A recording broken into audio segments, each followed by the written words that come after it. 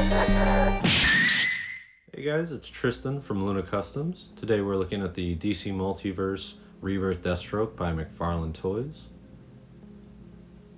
And here he is in the box. I'm super excited to take a look at this guy today. I have been waiting to get him to fill out my rogues gallery for quite a bit. And here are the two weapons that Deathstroke comes with. He comes with a small knife and then a larger sword. I've been told that this sword is comic accurate. I'm more of a cartoon and movie enjoyer.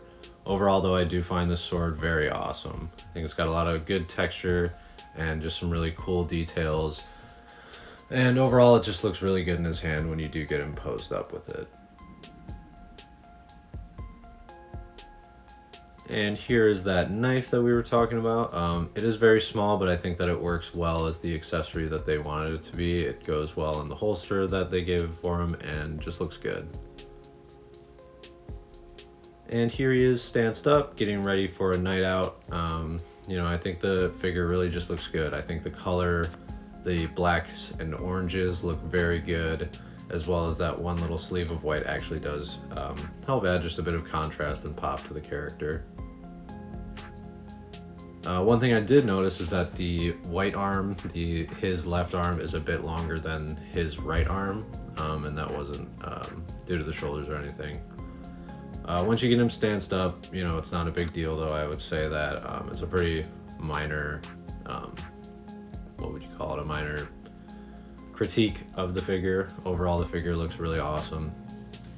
As we know, he's more than capable of hand-to-hand combat, so you can get him stanced up in a nice boxing position.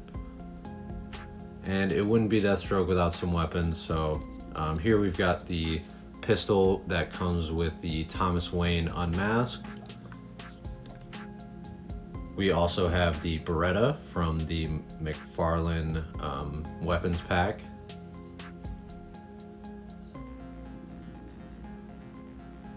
And if you wanted to go for a little bit more of a Spec Ops feel, you can get the Desert Eagle from Peacekeeper with the silencer on it. Keeping in line with handhelds, we've got this cool little mini shotgun from the McFarlane weapons pack as well. I really like this thing. I think it looks super cool. And then for submachine guns, we've got this here Uzi that he's getting ready, and he is firing. I think that these weapons are just really cool, and I think that they add a lot to characters that should have an arsenal of weapons such as Deathstroke. If the Uzi is not your preference for submachine guns, we've got the MP5, and I think that that little handle on front definitely helps just add to some of the realism. That makes it look like he's holding onto the handle and just looks really good in his hands. And then if you needed something a little bit more heavy duty, we've got some assault rifles coming up next. Starting off with this M16, getting it locked, cocked, and ready to go.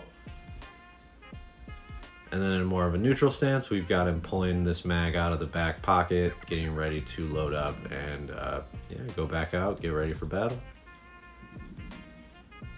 In a bit more of a combat stance, I couldn't get him in a full, I was trying to get him in like a kneeling stance, but this is about as close as you're going to get. The shape of the legs just makes it so that you can't really get him in like a straight kneeling stance. But here we've got I'm using the fire effect from the chromatic red hood as a weapon firing effect, and I think it looks really good. And finally, if you need some heavy duty weaponry, we've got explosives on deck. Deathstroke's got your back. And here he is going into combat. Again, I would say that the Beretta is my go-to as his weapon. The Beretta in the left hand, the sword in the right hand, and the sheathed knife on the shin just makes for a really good look. And start off with some comparisons. We got to start with the Batman. This is the Three Jokers Batman. He's a bit tall, but I think he works as the all-around Batman. Got him matched up with Nightwing as well, as he is sort of moved on to a Teen Titans / Nightwing villain, and I think that he looks really good with him. Got Red Hood as well. I haven't seen these two fight before, but I would love to see it in perhaps an animated fashion. Got to have him matched up with some Robins as well. We got Damian and Tim. I think Tim could definitely work if you're trying to make like the OG Teen Titans cartoon, if you were trying to make a setup with that.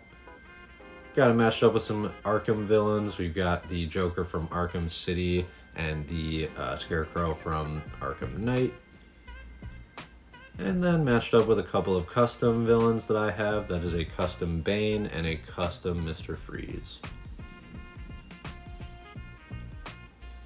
And just a few more customs before we finish off. Got them matched up with a Marvel custom. That's Daredevil from the Netflix series. And that is the first custom figure that I ever made. That is Punisher, using a variety of pieces. And one of the last comparisons, got to get him matched up with some of the Teen Titans. Really hoping for a Starfire and Raven figure soon, as well as Beast Boy. And of course, got him matched up with Rick and Morty. This is actually a McFarlane Toys Rick and Morty buildable set, and so it just felt appropriate. And yeah, overall, guys, I think, you know, Deathstroke is just an awesome villain. I was really excited to be able to pick this figure up. I was not able to, I actually wasn't even collecting McFarlane figures when they made that original Deathstroke from Arkham Origins, so this guy was basically a must-have for me. And if you're a Deathstroke fan and you don't already have that Arkham Origins Deathstroke, I would definitely say to pick him up. In terms of which one I like better, just on what I've seen, I think that the Arkham Origins Deathstroke is very cool looking, and I do like that armored look, but I've read that the articulation is not very good, and I think that this guy is really awesome. You can get him in a lot of cool poses, get him in a lot of cool combat stances and things like that. So why not get him, right? He's a cool figure, so I might as well pick him up. It's only 20 bucks. Well, I appreciate you guys watching. Looks like Deathstroke's got himself in a bit of trouble here, so we'll see how he gets out of this. But regardless, I appreciate your time. Thank you for watching, and I will see you next time.